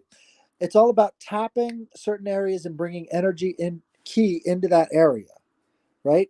So, for instance, like if anybody has any uh, shoulder problems, right back here, you ever get knots right back here after a long day of work? It just hurts like Yeah. crazy. Well, if you've got problems there, you've got to go down to your shin bone, right? And on your shin bone, you're going to find a tender spot, right? You're going to find it because somehow up here is connected right to your shin, and you're going to push on that spot for 30 seconds. And when you do that and rotate your shoulder out after that 30 seconds, it's not going to hurt anymore. Now, why is that? It's an energy connection. This is something when they're tapping on different parts of your body, it's creating a flow of chi, right? It's creating that energy flow. They have to tap on these points to activate the chi in that area so that you can move into that initiation. Again, your energy body is part of this initiatory process, right? So when you understand Chinese medicine and you understand the prime meridians and the secondary meridians and all the rest of that stuff, all of this becomes very, very, very real to you. Westerners don't do that. I mean, when they're tapping on parts of your body, you're just like, well, what's the purpose of this? Unfortunately, you don't really know what you're being initiated into. They're just tapping, and you think, well, this is probably some sort of strange ritual. No, it's Yeah, very get your energetic. attention, throw you off, but no, I mean, Right. yeah. No, it is very energetic. They are taking your key and redirecting it without your knowledge, basically. But I mean, is there any way for you to know that if you're not actively engaged with Chinese key medicine? Of course not. As Westerners, we're easy prey for energy vampires because all it takes is a touch here and a push here, and somebody has complete control over your energy system. You're walking around like a puppet on a string. This is why chemicals are so important, why they're putting the chemicals in the water and the air and everything else, is because it makes you easy prey. Easy prey. It's all the same system. I do have. I just remembered. I did have. There was a few questions that I did want to specifically ask you. And one of the last ones that I think I had in my mind, I just remembered, so I don't want to forget. What's your take with the stuff growing out of the people's ears? Stuff going out of the people's Oh, ear. Oh yeah, yeah, yeah, that yeah. might be like so far into season two. Like I, That's like you said, that's like yeah, that's at the end of the season 2. What he's doing is he's externalizing the internal forces, right? So you've got the soul energy that's supposed to be on the inside, and what he's doing is he's causing it to come outside so we can harvest it. It's the same idea as the initiation. You're being initiated into something so that somebody else can feed off of you. And the ear is very important because that's where he was able to record the sounds of the whooshing yes, into another dimension. That's the soul sound. So these flowers growing out of the ear is the internal manifestation, which would be the thousand petal rose, the or thousand petal lotus that happens in the heart chakra. That's the physical manifestation through the ear of that energy source. It's sort of like creating an external chakra with actual physical matter. Of course, something that Hap would be into. Is his name Hap or Cap? I think it's Hap, right? HAP. But he's interested in harvesting that physical energy because that goes along with his character. All he wants is the physical manifestation so that he can do with it as he pleases. All the people that are in his tanks are just tools to him. He's just a materialist. That's what he's trying to use them for, is for physical energy. That's always the end of any materialist, is They look at people around them like tools. This is why we've gotten to this point right now where we are at, you know? So that physical manifestation, the thing from the ear, that's the soul. He's harvesting the soul. Yeah, I did think it was actually a funny way of like what you said. It's like almost showing him harvesting again, but in a physical manifestation. It's got to go back And in. it's in the waters again too. Like The waters of birth, yeah. Absolutely. And these again, like the Egyptians talk about the blue lotus, they talk about these things as being integral to the soul, integral to our life. We've lost all of that context, you know? We I've don't even know what the Egyptians are talking about. We're just now discovering that it's, when they have these statues, those are parts inside of our bodies. That's inside of our brain what they're showing with the Eye of Horus. All of these things are within us. And they were talking about it back then because they had the angels or the angels talking to them from source, you know? And that's the idea, is we're a reflection of source. So what are we doing? Where are we going? backwards. Right, No. right. That's really the whole problem is that I think we're getting projected backwards and we have to go the other way. Absolutely. It's because we have technology with no wisdom. And I think that's by design. Absolutely. And, if there are any light workers out there, if there are any of these high level light workers that all of these cults and all of these new agers are talking about, where are they now? Heroes don't just pop up out of nowhere. They have to build a following. And none of these people have built a following that is healthy. Not a single one. Not a single one. They need to be healing the sick and they need to do so without ego. I haven't seen it. The closest thing we have is the Reiki practitioners that don't charge $1 million for an initiation. And again, what do they do in a Reiki initiation? They're tapping on different parts of the body. They're tapping on the hands. They're awakening the chakras. The only people that humans put up on a pedestal lately are loaded. Yeah. Yeah. So the only way people are going to like you is you have to be loaded or a Yeah. politician. You got to be Elon Musk for people to look up to you. But, when you can speak to them, with the water language, and that's what I hope I'm doing, is speaking to your water language, hopefully it resonates. Hopefully it gets in there and allows you to start seeing the power that's within you. You don't have to summon gods. The gods come when you call. It's the energy. Like, I draw the distinction, like I'm an emanationist, not a creationist, right? So a creationist would believe that we live in a world that is manifest by the will of the creator. I believe it's the energy of the creator that manifests on these different levels, manifests down the tree of the Kabbalah tree, manifests from one frequency to the next. It has no choice. It must do it, and saying you've got a will, that implies a choice. I don't believe that a creator that has given all this stuff has done so as an act of will. He's done so as an act of love, right? Love and an act of will might be the same or might be slightly different. Like, through loving your creation, you're giving them the opportunity to discover you. You're giving them the opportunity to move up the tree. You're giving them the opportunity. You're not taking away anything. By loving a person, you're not taking away anything from them. Having an act of will sounds like an imposition on them. You see? So if you're a creationist, you have to believe that they're imposing their will on something else. By loving matter, it emanates throughout the spheres down to them, right? And that's where the idea of love under will sort of gets screwed up, because love under will implies that you are imposing your will, right? I don't believe that. I believe that it's free.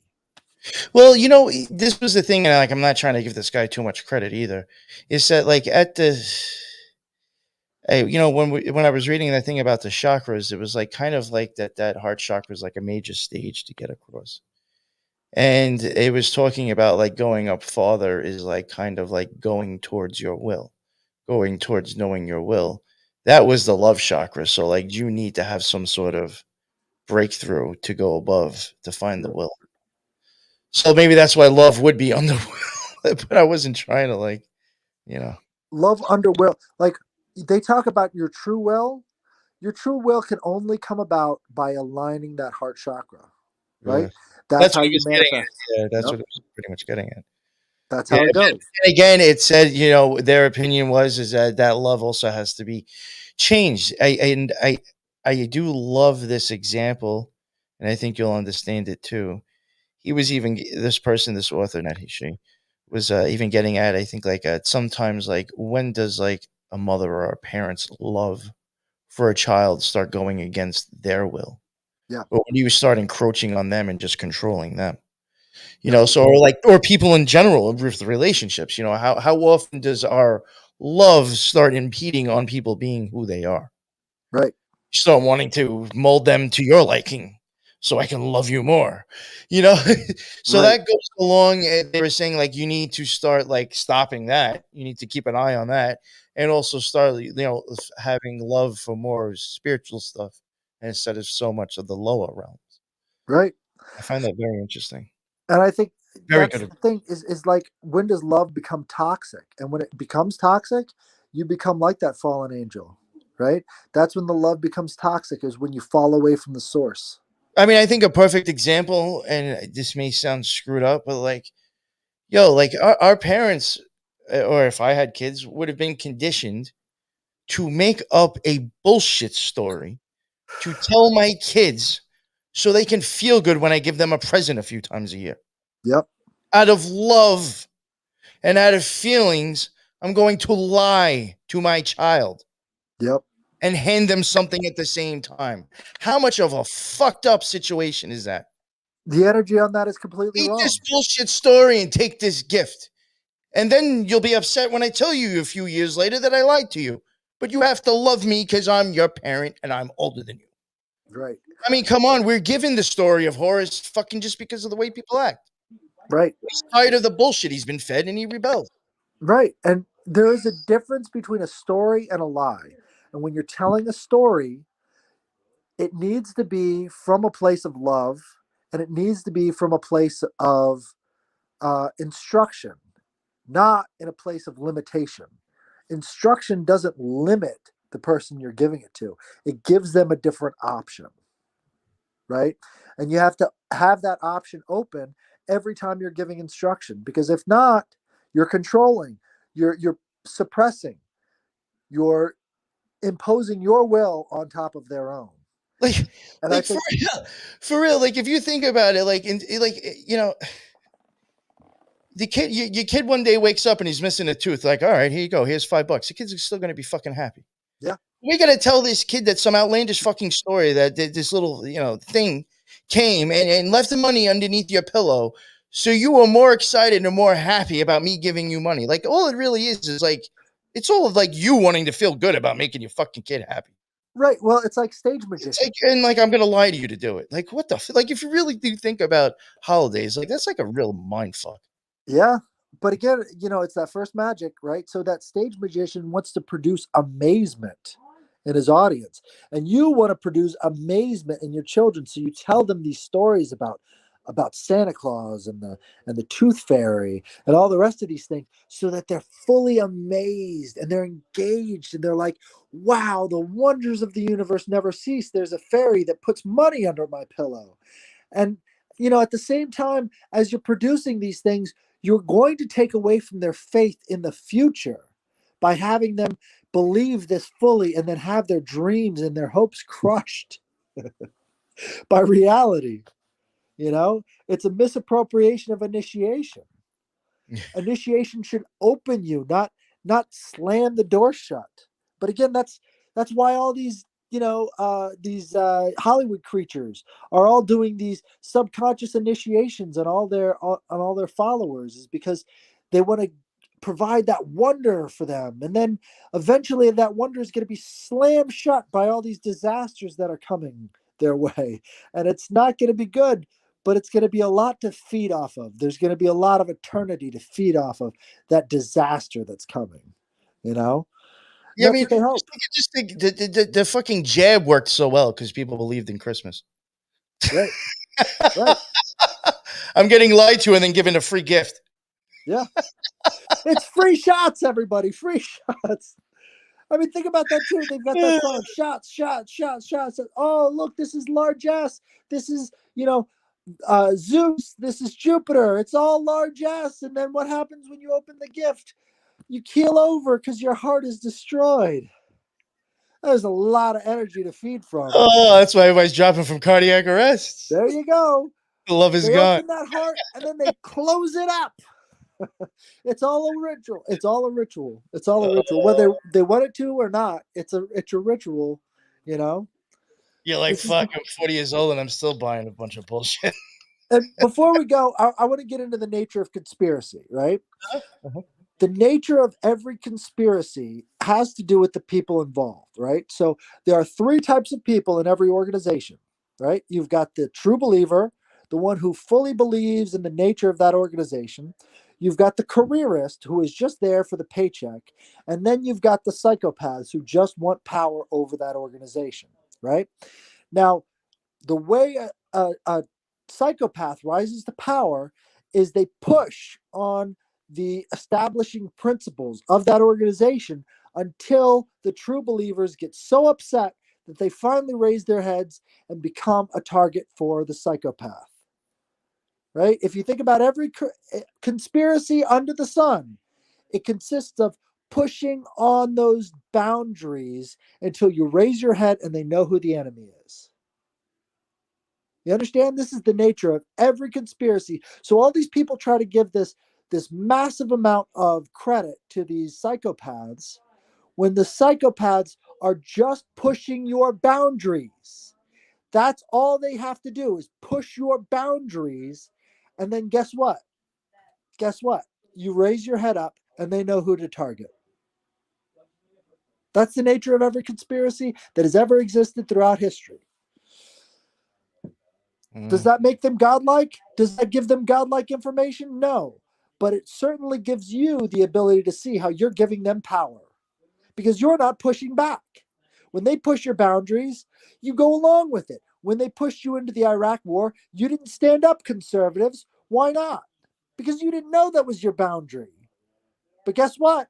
The Patriot Act means the Patriots now, doesn't it, conservatives? You understand how that works? They pushed your boundaries, they found their target, and you're it. You're it. They didn't have to plan. They didn't have to plan. You gave it to them on a silver platter. They pushed your boundaries. Look at all these Hollywood types doing all these satanic rituals. They pushed your boundaries. You popped your head up. Now they know who to shoot at. That's how it works. So how do you fight back against it? Look at all these rituals. Look at all these rituals where they're going out to these revivals. There's this one in this, I think it's a Tennessee university, where they've got a 3-week long revival. You know what's going to eventually happen? The cops are going to have to get involved. Either there's going to be a mass shooter there or something, because they cannot stand the energy of forgiveness. They cannot stand the energy of purification. That's what happens at these revivals. Abulation. They're getting rid of their sins. They're aligning themselves with this deity. And in doing so, it's going to eventually lead to a conflict because they want you impure. They want you separated. They want you not able to realign yourself with your creator. And once you realize that, they're going to come for you. And when they do, are you going to be ready? Are you going to be ready? And that has to do with the power of spirit. That has to do with the power of your energy. Once you're in that position where you're forgiven, you've forgiven yourself, you forgive other people, you are unstoppable. And they cannot stand that because you are in full alignment with the universe at that point. I even think, when it comes to these things like that they're showing on TV, first off, I didn't even know about the Grammys and Sam Smith until like the next day. I didn't even. Nobody did. Nobody watched it. It Nobody was gives a shit. the next day. But I do think, and and unfortunately, I was asked to cover it, and then I was asked to cover Rihanna's. But to tell you the truth, in all actuality, in my opinion, if people stopped watching them, and even the conspiracy theorists stopped posting shit up about it, it really wouldn't make a fucking difference anymore, and it would There's just be no like, energy. They've lost all energy once they I mean, stop I'll even making you say it upset. myself. I spent the time to cover the show for Billy Ray Valentine, but like in all actuality, I do think like even paying it that much attention and people like these that was like another thing that I even had noticed is like the next day it was like every other third fourth account is like posting this up, and I was like, yo, like They got there's anything in here, what do you think you're doing? they got the There's lowest ratings. free mass talismans being made. Right. They got the lowest ratings of any other Grammy Awards show that time. The only reason why anybody even knows about it is by watching the videos online later. You're giving them their energy by getting upset at this kind of thing. And this is a very important point, too. All right. Because this is a ritual. You see what they're doing. All right. So let's go back to the Uranus thing. In the first episode, I talked about Uranus and the fall of the balls, right? So Uranus is castrated. The balls fall from the sky. Where do those balls go? They go into the water. What happens in the mythology is that Aphrodite pops out of the frothy foam from these balls hitting the water. What are all these celebrities wearing? They're wearing this red. The scarlet whore is born after the balls hit the water. And all these people are engaging in this ritual as you are giving it energy the day after. It wouldn't work if you weren't paying attention to them. And here we go. We've got more explosions every day. The Titans are rising up. This is part of the plan. And you're I playing do right into it by giving them the energy they need. I do think the explosions and the chemical and the hazardous release stuff is in a way showing, I think, kind of like beast energy coming in. Absolutely. Expansive male energy. And then because the thing is that what you said to me is that like the next thing will be the Scarlet Whore coming in. If you were to want to really manifest the energy that's being used right now, you would have to bring in more, I think, feminine form to do more destruction with it and feed it more. So I was wondering, like, I do think you might be right. Like, we need to add some more feminine, bring more of the dark matter into energy to start really construct something serious. Right. Well, they're using it right now because every time we get upset, we feed their spells. Every time we get upset, we should be asking forgiveness. We should be aligning ourselves with our own deities and not paying attention to their rituals at all. And if we can't do that, you better be ready for war because this Scarlet Whore that they're building is going to be like Kali. It's going to be a Kali Yuga event because that's all they want. This Uh, is why they're pushing us into World War III over in Ukraine. This is why they're bringing about these natural disasters. They want you scared and helpless.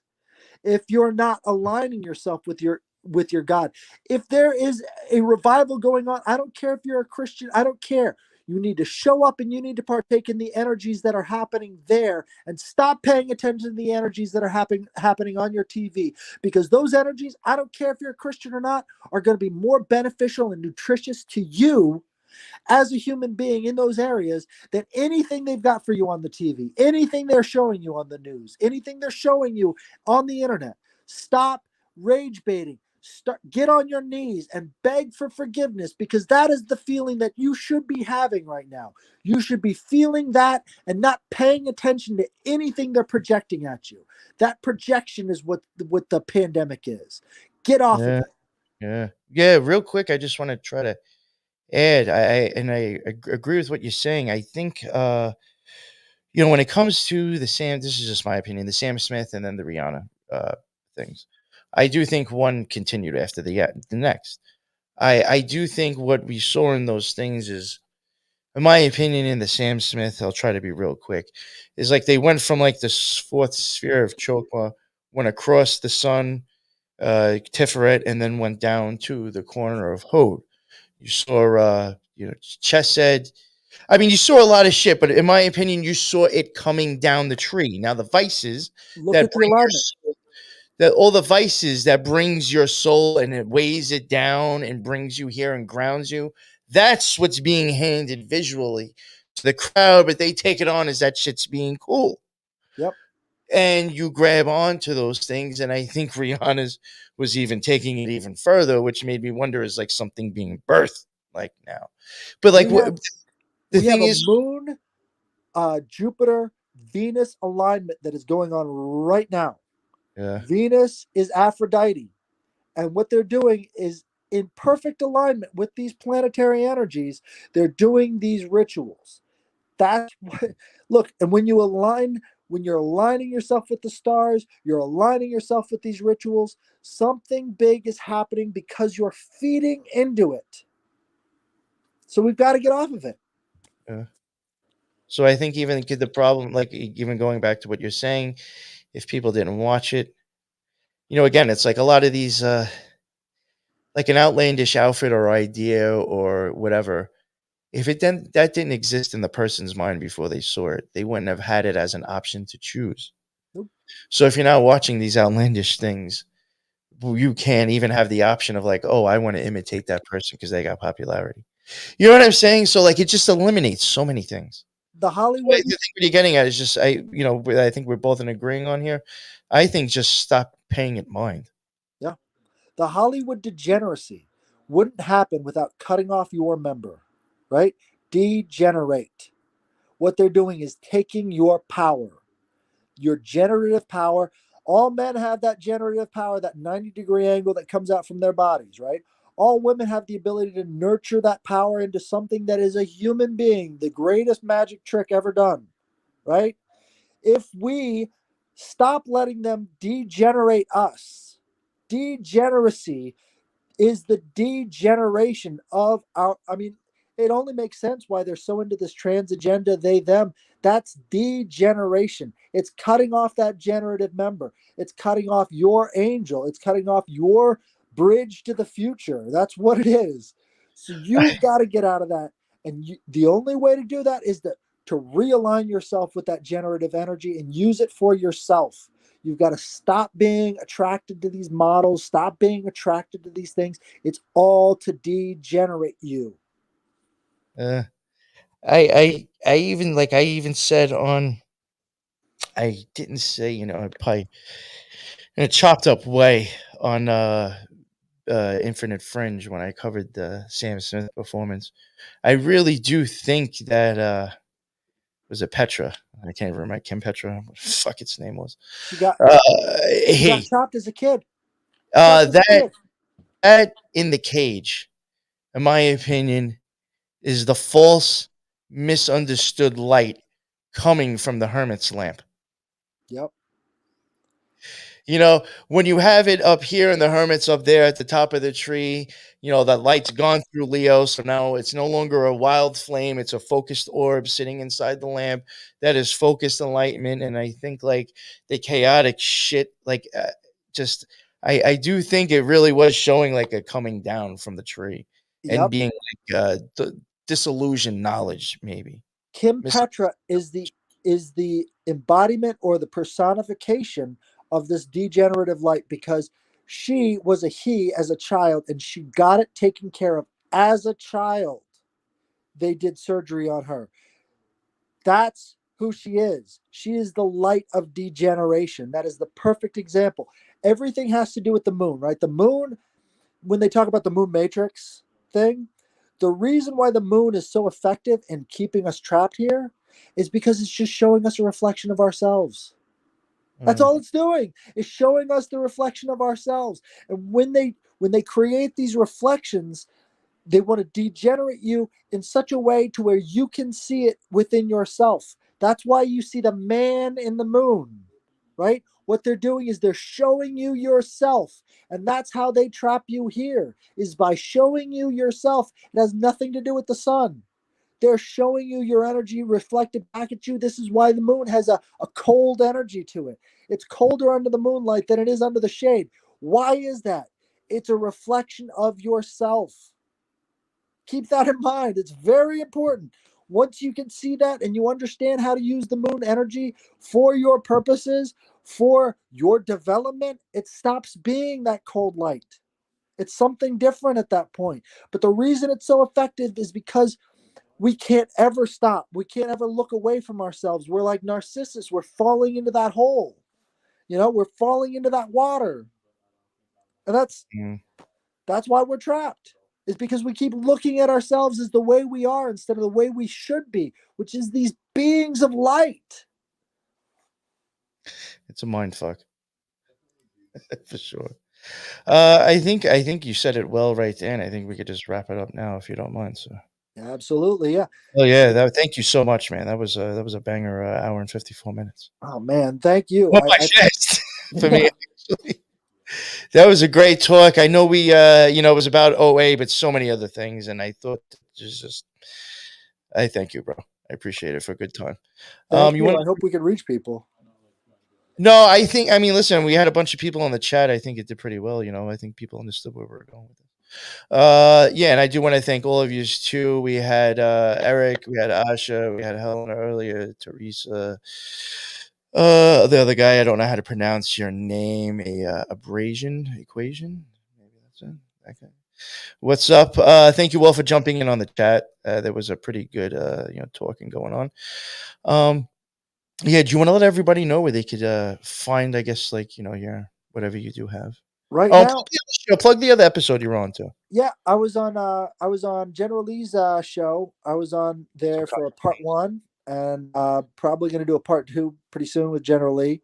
Probably going to do this stuff over again, maybe change it up a little bit, but I think it's vital that people have a good basis in reality, and if they look for me on Twitter, I do a lot of Twitter Spaces. I jump in on other people's Twitter Spaces, so if you want to jump in there, see what I'm talking about, that's good. It's really hard to get all this stuff into a tweet, but I could explain it a lot better when I go into these Twitter Spaces, and that's fun. Maybe we could do Twitter Spaces together sometime. Yeah, we were talking about that before. I might try to figure out or see if there's a way to like stream into that or something, whatever, or still connect like you were saying, like we tried earlier. Gotta align those ports, right? Yeah. I gotta figure something out, maybe. All these computer concepts, when you align your ports, it all goes smoothly. When your ports don't align, guess what? You're not going with the flow. Somebody else is taking control of your ports. I'll tell you that much. They're listening into your ports right now on Instagram. They figured out a way to align your ports without you even knowing it. You take all these computer symbols and you apply it to your own life. That's how energy works. Very good point. As above, so below. So I will, if it's not in there now, I will add it after the fact. I think I already added in your links to your social media. The links for my show, the Occult Rejects, Spiritual Gangsters. I think TikTok may be in there. The new Twitter and Elements that the Headless Giant is also in. Everybody, if you haven't checked it out yet, check out the Elements server. We do have Twin Peaks watch parties. I think it's kind of been on hold, but might be starting up soon. I don't know. We do stuff like that, and we got other shows and tons of topics. And Headless Giant is in there as well. So check that out. And thank you very much, Bud, for coming on. I'm sure besides this, there are other things me and you can talk about. This won't be the last time we have talked. And until the next one, thank you everybody for jumping in, and be well.